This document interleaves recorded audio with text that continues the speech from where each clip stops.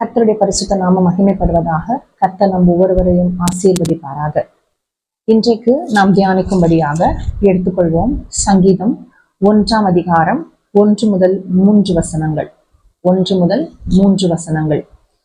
துன்மார்க்கருடைய ஆலோசனையில் நடவாமலும், பாவிகளுடைய வழியில் நில்லாமலும், பரியாசக்காரர் உட்காரும் இடத்தில் உட்காராமலும், கர்த்தருடைய வேதத்தில் பிரியமாயிருந்து இரவும் பகலும் அவருடைய வேதத்தில் தியானமாயிருக்கிற மனுஷன் பாக்கியவான்.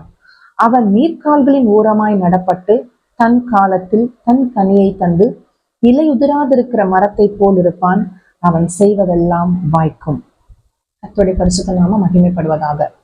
கர்த்தருடைய வசனம் இது நம்ம எல்லாருக்கும் ஃபெமிலியரான வசனங்கள், நம்ம எல்லாருக்கும் தெரிந்த வசனம். இந்த வசனத்துல நாம் பார்க்கிறோம், கர்த்தர் சில காரியங்களை குறித்து நம்ம இடத்துல பேசி கொண்டிருக்கிறார். என்ன காரியங்கள்? நாம் சில வழியில நிற்கக்கூடாது, சில வழியில நடக்கக்கூடாது, சில வழியில உட்காரக்கூடாது, சில இடத்தில் உட்காரக்கூடாது. அப்போ தேவன் உள்ள அந்த கரிசனையினால நாம் எப்படி நடக்கணும், எந்த இடத்துல நிற்கணும், எந்த இடத்துல நம்ம உட்காரணும், அதை குறித்து கூட கர்த்தர் தெளிவான ஒரு போதகத்தை நமக்கு போதிக்கிறத நம்ம பார்க்கிறோம். என்ன சொல்கிறார்? துன்மார்க்கருடைய ஆலோசனையில் நடவாமலும், துன்மார்க்கருடைய ஆலோசனையில் நாம் நடக்கக்கூடாது. துன்மார்க்கர் அப்படின்னு சொல்லும் போது தேவனை அறியாதவர்கள், பாவங்களில ஜீவிக்கிறவர்கள். அப்படிப்பட்ட துன்மார்க்கன் தன் கர்வத்தினால் தேவனை தேடான் என்று வாசிக்கிறோம். இப்ப தேவனை தேடாதவர்கள் யாருமே துன்மார்க்கர் தான். அப்போ அப்படிப்பட்ட துன்மார்க்கர் நமக்கு கொடுக்கிற ஆலோசனையில நம்ம நடக்கக்கூடாது அப்படின்றத வசனம் சொல்லுகிறது.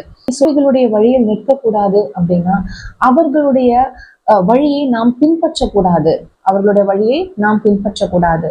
யோசேப்புடைய வாழ்க்கையில கூட நம்ம பார்க்கணும்ல, அந்த போத்திபாரின் மனைவியோட விஷயத்துல அவர் அந்த இடத்துல நிற்கவே இல்லை, அந்த இடத்தை விட்டு அவர் ஓடி போனார். அப்போ நிறைய நம்முடைய காரியங்களை நாம் பாவத்துல விழுகிறதுக்கு காரணம் என்னன்னா, அந்த பாவம் நடைபெறுகிற, அந்த பாவத்தை கொடுக்கிற, அந்த பாவத்தை நம்மை செய்ய தூண்டுகிற இடங்களுக்கு நாம் செல்லுகிறது தான் நிறைய நேரங்கள்ல இதற்கு காரணமா இருக்கிறது. அப்போ பாவம் நடக்கிற அந்த இடத்திற்கு நாம் போகாம இருந்தாலே நாம் நிறைய பாவங்களை என்ன பண்ணலாம், நம்ம தடுக்கலாம். நிறைய பாவங்கள், அந்த பாவங்களை நாம் ஈடுபடுறதுல இருந்து நம்ம தவிர்க்கலாம், பாவங்களை தவிர்க்கலாம்.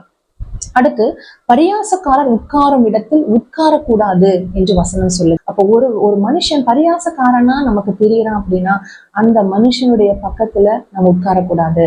அப்ப நம்ம உட்கார்ந்தோம் அப்படின்னா அடுத்து ஒரு நாள் அவங்களோடு கூட இருப்போம், அவங்க பரியாசம் பண்றதை பார்த்து நம்ம சிரிப்போம், அடுத்த நாள் நாமும் அவர்களோடு சேர்ந்து மற்றவர்களை பரியாசம் பண்ண ஆரம்பிப்போம். அப்படியாக பரியாசக்கார உட்கார இடத்துல நாம் உட்காரக்கூடாது அப்படின்னு சொல்லுகிறது வசனம். அடுத்து, அப்போ நாம் பாவிகளுடைய வழியில நிற்கக்கூடாது, பரியாசக்கார உட்கார இடத்துல உட்காரக்கூடாது,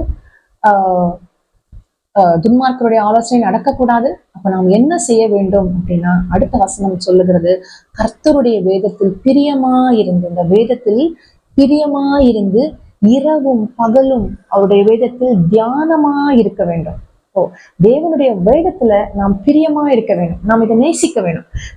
இந்த வேதத்தை நேசிக்கிறவர்களுக்கு மிகுந்த சமாதானம் உண்டு என்று வசனம் சொல்லுகிறது. இப்போ தேவன் நம்முடைய கையில கொடுத்திருக்கிற வேதத்தை நாம் என்ன பண்ணணும்? நேசிக்கணும், பிரியமா இருக்கணும். பிரியமா இருந்தா நாம் என்ன பண்ண மாட்டோம்? வேதத்தை படிக்காம இருக்க மாட்டோம்.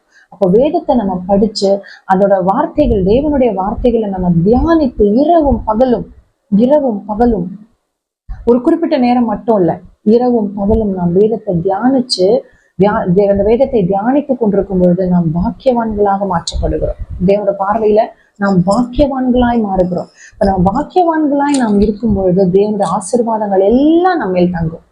வேதத்தை நேசிக்கிறவன் வேதத்தில் உள்ள காரியங்களின்படி நடக்க தன்னை ஒப்பு கொடுப்பான். அதனால்தான் வசனம் சொல்லுது, இயேசு ஓமையில சொல்லும்பொழுது, விதைக்கிறவன் பற்றிய ஓமையில சொல்லும்பொழுது, அந்த 100க்கு 100 பலன் தருகிறவர்கள் வசனத்தை கேட்கிறவர்களும் உணர்கிறவர்களுமா இருக்கிறார்கள் என்று வசனம் சொல்லுகிறது. வசனத்தை கேட்கிறது மட்டும் இல்ல, தியானிக்கிறது மட்டும் இல்ல, அதை உணர வேண்டும். நம்முடைய ஆத்மாவில அந்த வசனத்தை நாம் உணர வேண்டும். அப்ப உணரும் பொழுது அந்த வசனத்தின்படியே நாம் வாழ நம்ம ஒப்பு கொடுப்போம். அப்படியாக தேவனுடைய வசனத்தை நேசிக்கிறவர்களுக்கு தான் சமாதானம், தேவனுடைய வசனத்தின்படி வாழ தங்களை ஒப்பு கொடுக்கிறவர்களுக்கு தான் ஆசீர்வாதம். அப்படியாக ஆசீர்வாதத்தை கர்த்தர் நமக்கு தர வேணுமானால் அவன் செய்வதெல்லாம் வாய்க்கும். அவன் இலையுதிராது இருக்கிற மரத்தை போல் இருப்பான் என்று பார்க்கிறோம். இலையுதிராது இருக்கிற மரத்தை போல் இருப்பான். அவன் செய்வதெல்லாம் வாய்க்கும். அவன் செய்வதெல்லாம் வாய்க்கணும் அப்படின்னு நாம் விரும்புகிறோமா? நான் செய்கிறது எல்லாம் எனக்கு வாய்க்க வேணும், எல்லாமே எனக்கு வாய்க்கணும் அப்படின்னு நம்ம விருப்பப்பட்டோம்னா இந்த எல்லாவற்றையும் கர்த்தர் சொல்லுகிற காரியங்கள் எல்லாவற்றையும் செய்ய நாமே ஒப்பு கொடுப்போமாக. கர்த்தருடைய வேதத்தில் இரவும் பகலும் பிரியமா இருக்க நாமே கர்த்தருடைய கரத்துல ஒப்பு கொடுத்து ஜெபிக்கலாமா? பரிசுத்த தகப்பனே, உம்மை துதிக்கிறோம், ஸ்தோத்தரிக்கிறோம். உடைய கரத்துல எங்களை ஒப்பு கொடுக்கிறோம் கர்த்தாவே. உடைய வேதத்தின்படி நடக்கிற உத்தம மார்க்கத்தார் பாக்கியவான்கள் என்று பார்க்கிறோம்.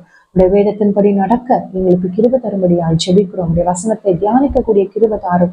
உடைய வசனத்தை உணர்ந்து உடைய வசனத்தை இரவும் பகலும் தியானித்து இதை உணர்கிறவர்களா இருந்து அதன்படியே வாழ எங்களை ஒப்பு கொடுக்க கர்த்தர் எங்களுக்கு கிருபை தாரும். இயேசு கிறிஸ்து நல்ல நாமத்தில் ஜெபிக்கிறோம் பிதாவே, ஆமென்.